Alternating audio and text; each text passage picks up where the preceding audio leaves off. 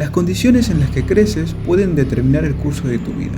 Las experiencias que tienes en el transcurso de esta te constituyen, en especial si se dan a una etapa temprana como la niñez, en donde somos susceptibles e influenciables.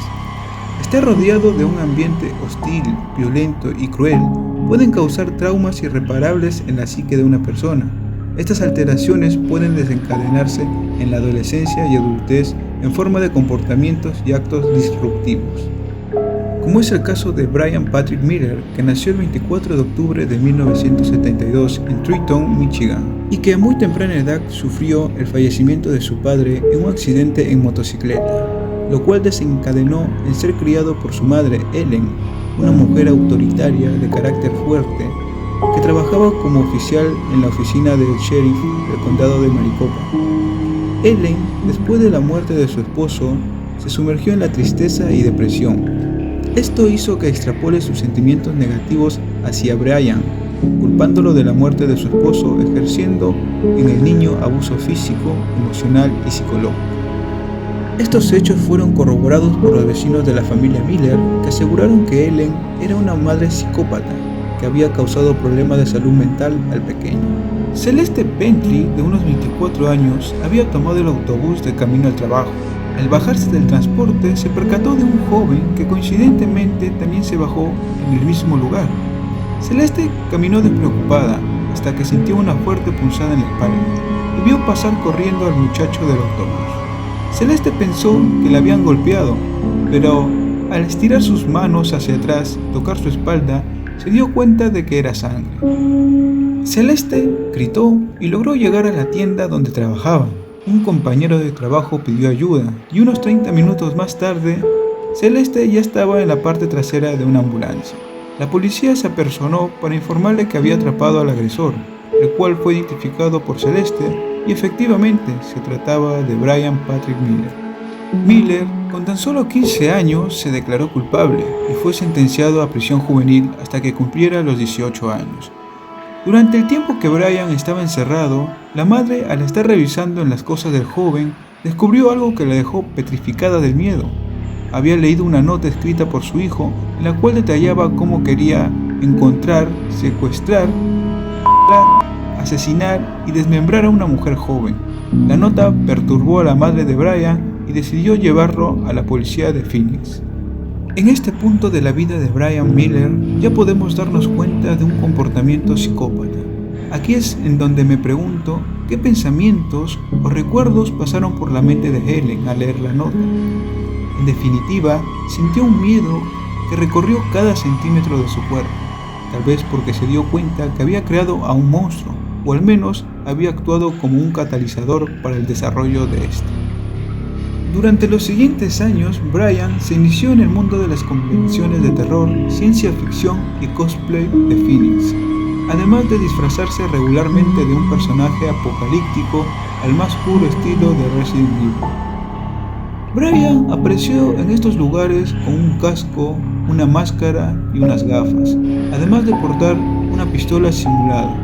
Se autoproclamaba como cazador de zombies, conducía una vieja patrulla policial modificada con la palabra Zombie Hunter salpicadas con sangre falsa en la parte posterior, y llevaba un maniquí de zombie en el asiento trasero del vehículo.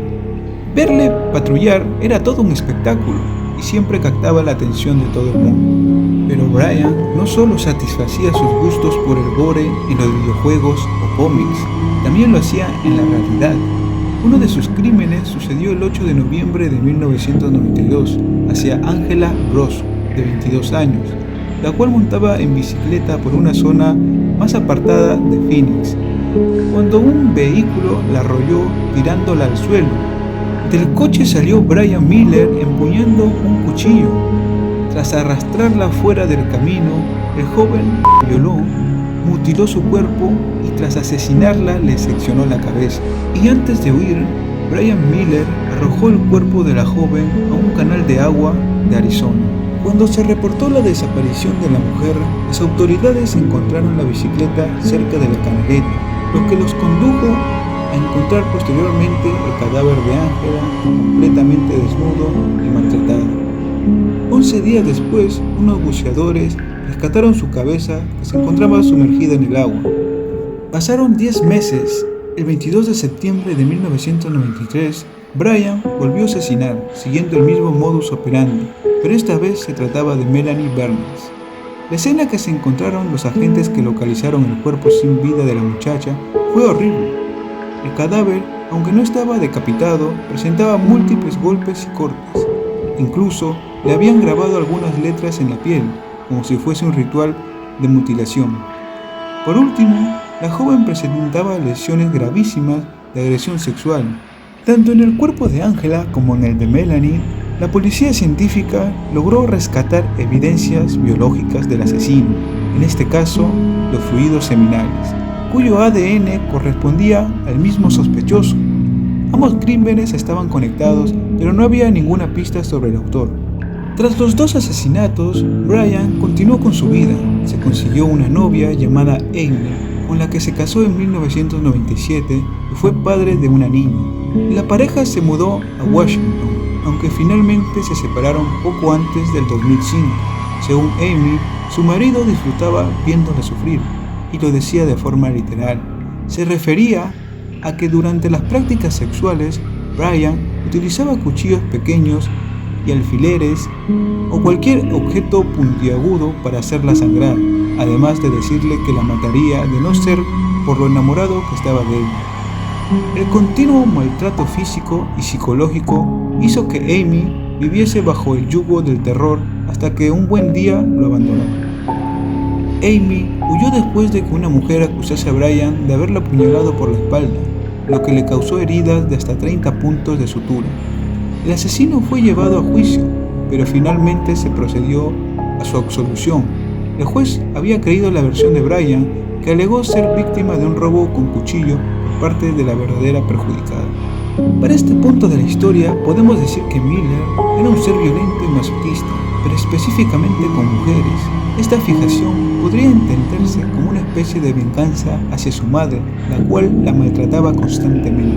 Esto pudo causar en Brian un sentimiento de odio hacia las mujeres, aunque el perfil de sus víctimas eran de mujeres a las que se podría clasificar como frágiles, lo cual contrasta con su madre, una mujer autoritaria y fuerte. Tal vez Brian solo atacaba a mujeres indefensas porque es con ellas con las que se podía desquitar, como quería hacerlo con su progenitora. Pasaron 20 años para que con ayuda de la genealogía genética Brian Miller fuera detenido en 2015. Tras su detención, uno de los inspectores a cargo en su interrogatorio le preguntó: ¿cómo puedes explicar que tu ADN está ahí? No puedo, no recuerdo todo lo que hice por aquel entonces, pero sé que no maté a nadie, respondió de forma cínica Brian. Ya en las últimas instancias, el juicio contra Brian Miller tardó 7 años en realizarse, porque sus abogados alegaron su incapacitación mental a causa de una serie de problemas psicológicos. Y por fin, en mayo del 2023, se sentenció a Brian a la pena capital por los asesinatos de Angela y Melanie.